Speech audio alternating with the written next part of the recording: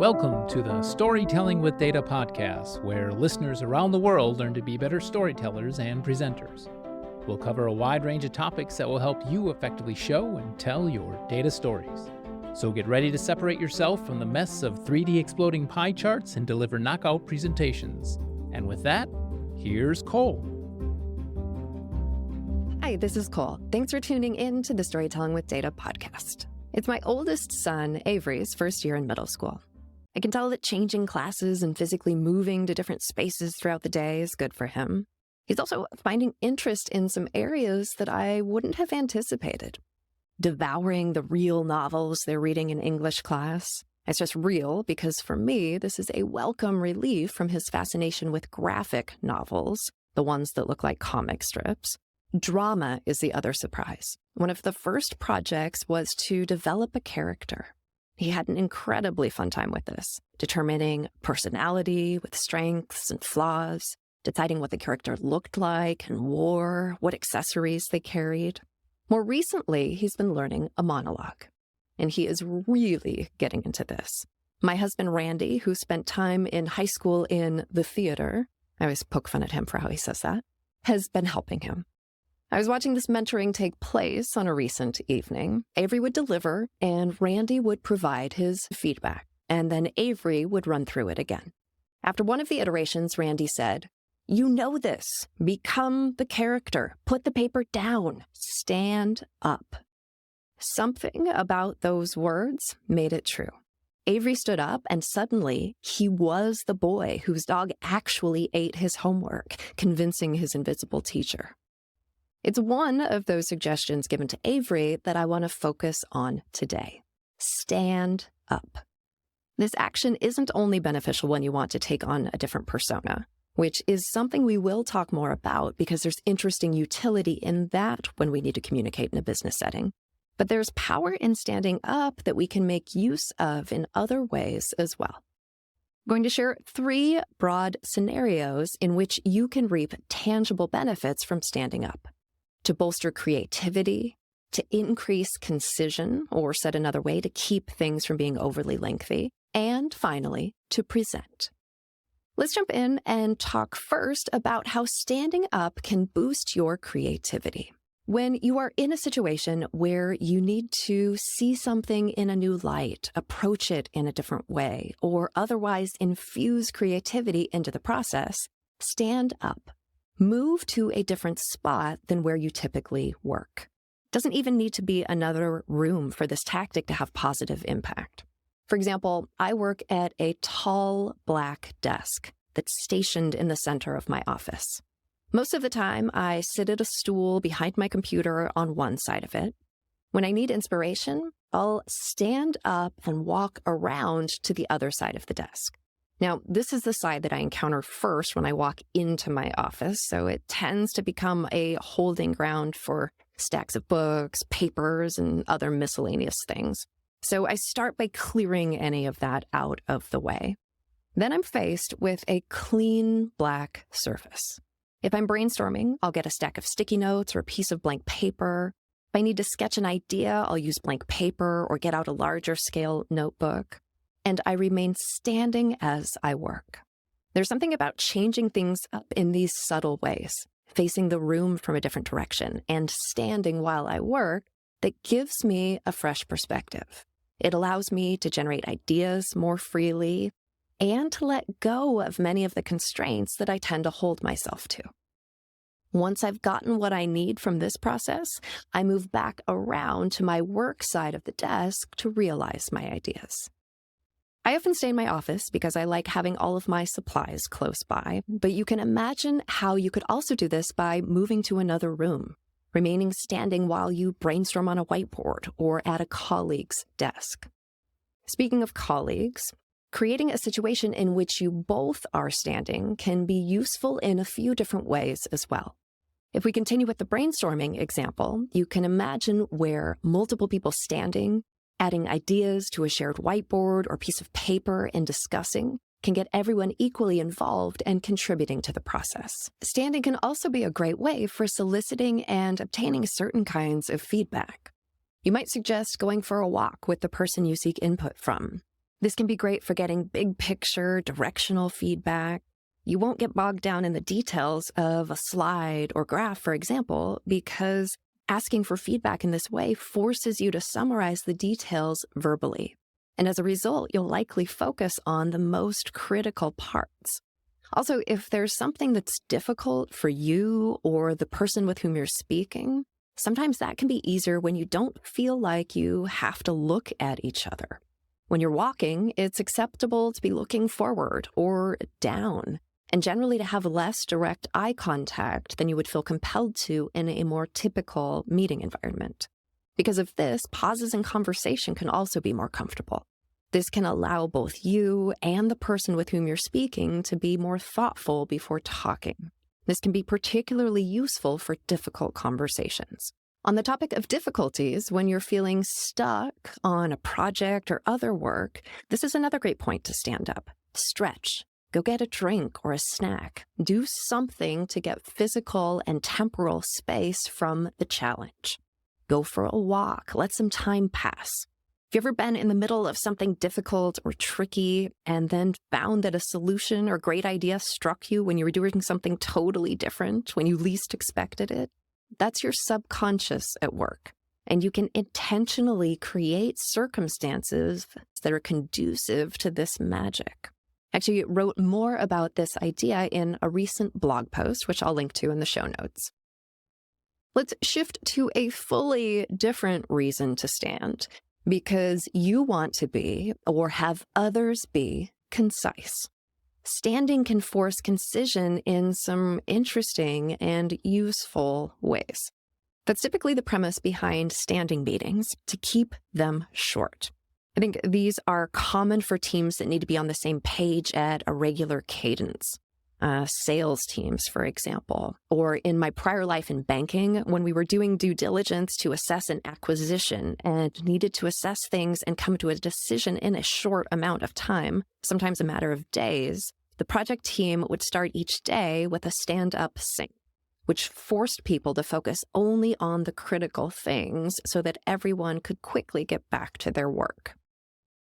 You can make use of this idea to encourage individuals to be brief, even in cases where people are typically seated. For example, at a team meeting, you might ask individuals to stand when they give their respective updates. Or in a mixed group where you need people to introduce themselves. We encounter this sometimes at smaller, longer workshops where there aren't so many people, so you want everyone to get to know each other because they're going to need to be working together for a day or more. But at the same time, you don't want to spend a ton of time on it. There is nothing worse than person after person sharing every detail about their job when a 1 or 2 sentence summary would suffice. To prompt pithiness, have people stand up when they introduce themselves. You can help this along even more if you're the one facilitating or guiding the group by letting the first 1 or 2 people know that you're going to go to them first and you want them to keep it brief so that they act as a model for others to follow. Or if you know the group, be thoughtful about who you have kick that process off, or start with your own super brief introduction. Another place I'll encourage standing during workshops is when people are giving each other feedback. And I don't know the psychology behind it, but observationally, it seems to promote a more even dialogue back and forth between people versus one person controlling the conversation, which it seems like happens more often when the pair or the group is seated. Maybe there's something to the physical change in space and shift in perspective that we talked about in the context of creativity boost. I'm not sure, but I've seen enough that now I encourage people to stand up and move to a different part of the room during partner feedback. It sounds funny, but standing up and talking through ideas aloud by yourself can be useful as well. This is something I talk through in depth in episode 6 of the podcast, Say It Out Loud, as well as in chapter 9 of my latest book, Storytelling with You. I'll link to both of those in the show notes. I'll highlight the benefit that's relevant to our current topic here, and that is to help achieve concision. Stand up. Say your point or talk through your communication out loud, like Avery in my intro story, without the aid of a script, data, or your presentation, simply speak and listen to yourself. Do it a few times, refining and improving each time. The way you ultimately communicate to others on this topic will be better as a result of this exercise. That brings me to my top reason to stand up: to communicate. Before I talk about that, let's take a super quick break. Would you enjoy having a member of the Storytelling with Data team guide you to become a masterful data storyteller? Sign up for our 8-week online course. You'll benefit from weekly interactive lectures, multimedia learning, and office hours. And with lectures based in the US and UK, we'll have office hours suitable for people around the world. Each student will conceive their own data-driven project to work on throughout the course, putting lessons immediately into practice to plan, create, and deliver an effective data story. We have cohorts beginning in January and September of 2024. Registration details can be found at storytellingwithdata.com/course. Use the code podcast10, that's podcast10, to receive 10% off the registration price. For those wanting to learn in shorter form, you can view our full 2024 public workshop schedule at storytellingwithdata.com/workshops. We hope to see you at a course or workshop in 2024. Welcome back. I recently recorded a video highlighting one of the top tips that has had a positive impact on my career, and which I recommend for anyone who'd like to improve how they present. And that is to stand up. I'll share a clip of audio from that recording that details the benefits of standing up for better communication. Let me put that into context with a story. So we have to imagine ourselves back in time. This is when I was working at Google, and I had developed and was starting to teach a 2-hour course on data visualization. Now, I developed this originally for part of a training program that we were rolling out, but then we started to get interest in it more broadly. And so had decided that we were going to roll it out across the company, which meant I was going to have the opportunity to travel to offices around the world and teach Googlers how to visualize data. So as part of this, I had the opportunity to attend a Train the Trainer program. This was run internally at Google. It was over the course of a few weeks, part-time on top of my day job, where we learned about things like adult learners and the nuances of trying to teach adults. And we recorded ourselves and used that to refine how we presented and facilitated. Basically, did a lot of things to learn how to teach. And at the end of that, one of the facilitators of that program sat in one of my classes, observed me, and offered feedback. And I can still remember the setting. It was your typical conference room setup, large rectangular table in the middle. I was seated on one end of the table with my laptop in front of me, which I was using to drive the slides. The slides were projected on a screen on the opposite end of the table. And there were about a dozen or so people seated on either side. I went through my training, felt like I was doing a pretty good job, and we get done.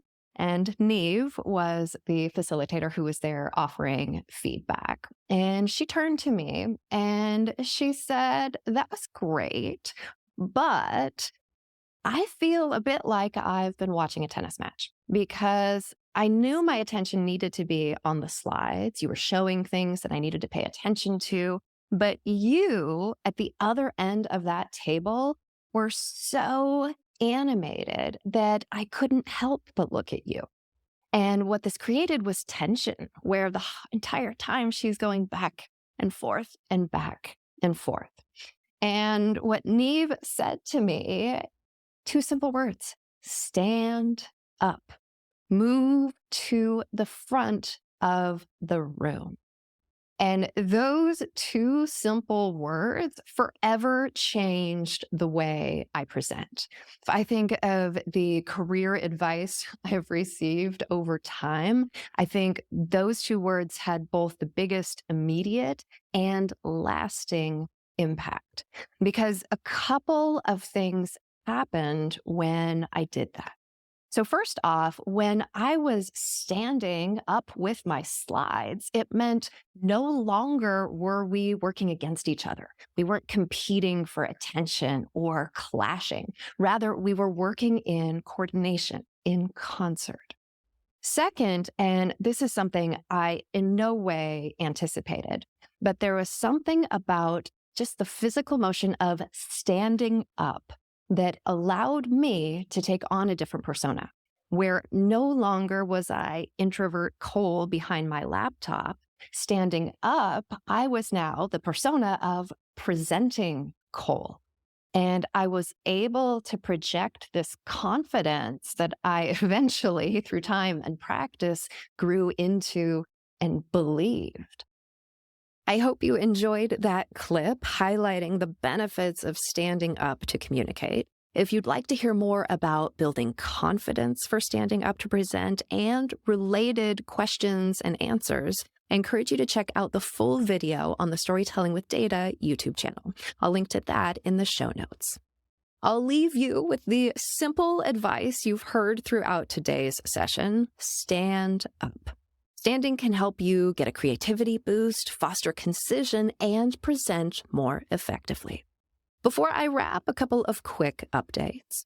As you heard earlier, we have set our 2024 calendar, which includes an 8-week online course, the first cohort beginning in January, shorter virtual workshops that will teach you to make stellar slides and great graphs, and our in-person masterclass in London in April and Seattle in September. Learn more and register at storytellingwithdata.com/workshops. Use the code podcast10, that's podcast10 at registration for 10% off the registration price. We have an exciting new perk for premium members in our Storytelling with Data community: access to all solutions in the exercise bank. This means many hundreds of example approaches, including those from the Storytelling with Data team. Learn more about the many perks of premium and go premium today at community.storytellingwithdata.com/premium. We're down to our final few mugs, coasters, and posters in the Storytelling with Data shop. These make great gifts for the data-driven in your life. Act fast if you'd like to receive yours before the holidays. storytellingwithdata.com/shop. If you were sad to miss the mini workshop we ran in October or want to rewatch or share, you can find the recording at storytellingwithdata.com/good-to-great. More generally, check out all of the great content on our YouTube channel at storytellingwithdata.com/YouTube. Be sure to subscribe to never miss a new video. Speaking of subscribing, if you like what you hear, be sure to subscribe and share with a friend. Thanks very much for listening.